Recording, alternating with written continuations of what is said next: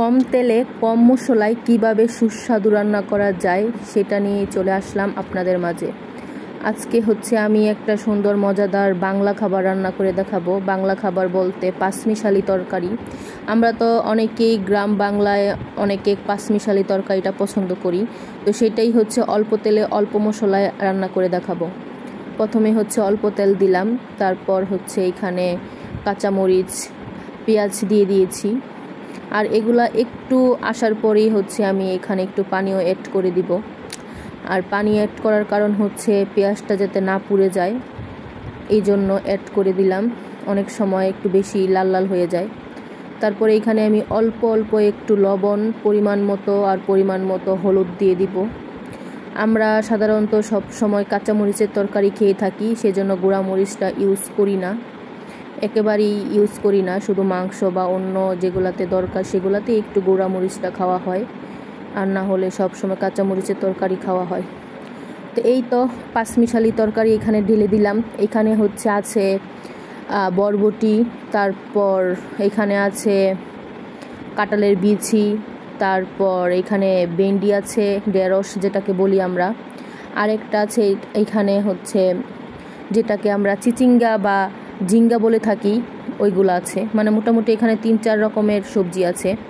আর কাঁঠালের বিচিটা দিলে আমার কাছে এই পাঁচমিশালি তরকারিটা আরও বেশি দ্বিগুণ মজা হয়, আমার কাছে ভালো লাগে। তো এটা হচ্ছে দিয়ে আমি একটু নেড়েচেড়ে দিব। নেড়েচেড়ে দিয়ে হচ্ছে এগুলো একটু ভালো করে কষিয়ে নিব। প্রথমে যেই তেলটা আছে ওই তেলের সাথে বা পেঁয়াজটার সাথে একটু ভালো করে নেড়েচেড়ে কষিয়ে নিব। তারপর আবার ঢাকনা দিয়ে ঢেকে দিব। এরকমভাবে পরপর কিছুক্ষণ ভালো করে কষিয়ে নেওয়ার পর যখন দেখব প্রায় এটা কষানো হয়ে গেছে, তেলগুলা একদম সবজির সাথে লেগে লেগে গেছে, কালারটা দেখলেই হয়তো বা বুঝতেছেন, তখন হচ্ছে আমি এখানে পানি অ্যাড করব। তো এখনও পানি অ্যাড করব না, আর একটু কষাবো। যত বেশি কষাবেন তরকারি তত বেশি মজা হবে, এটা সবসময় মনে রাখবেন। তো এই যে দেখেন, আমি একেবারে কাছ থেকে দেখাচ্ছি, কি সুন্দর তাই না? মানে কাঁঠালের বিচিগুলা চিকুন চিকুন করে দিয়েছি। আর কাঁঠালের সিজনে হচ্ছে সব তরকারিতে মোটামুটি কাঁঠালের বিচি ভালো লাগে দিতে, খেতেও কিন্তু দারুণ লাগে। তো এই তো দেখেন, এখন পানি অ্যাড করে দিচ্ছি। পরিমাণ মতো পানি দিতে হবে, যাতে পানি বেশি না হয়ে যায়। পানি বেশি হয়ে গেলে কি হয় জানেন, তরকারি বেশি সিদ্ধ হয়ে যায়, আর তরকারির কালারটা সুন্দর থাকে না। মানে বেশি সিদ্ধ হয়ে গেলে তরকারিটা একদম কালচে কালচে কালার হয়ে যায় আর সবুজ থাকে না।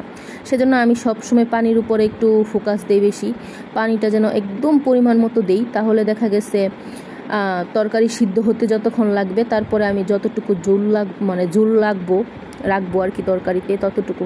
তাহলে তরকারিটা সবুজ থাকে, অনেক সুন্দরও, দেখতেও সুন্দর লাগে, খেতেও ভালো লাগে। আসলে সব জিনিস, একটা জিনিস খেয়াল করে দেখবেন, একটা জিনিস যদি সুন্দর হয় দেখতে, সেটা কিন্তু খেতেও ভালো লাগে, মানে রুচিতে লাগে যে না এই জিনিসটা খাই। তো কার কাছে কেমন লাগলো অবশ্যই জানাবেন। আমার রেসিপিটা সুন্দর বাংলা খাবার পাঁচমিশালি তরকারিটা কার কাছে কেমন লাগলো অবশ্যই জানাবেন।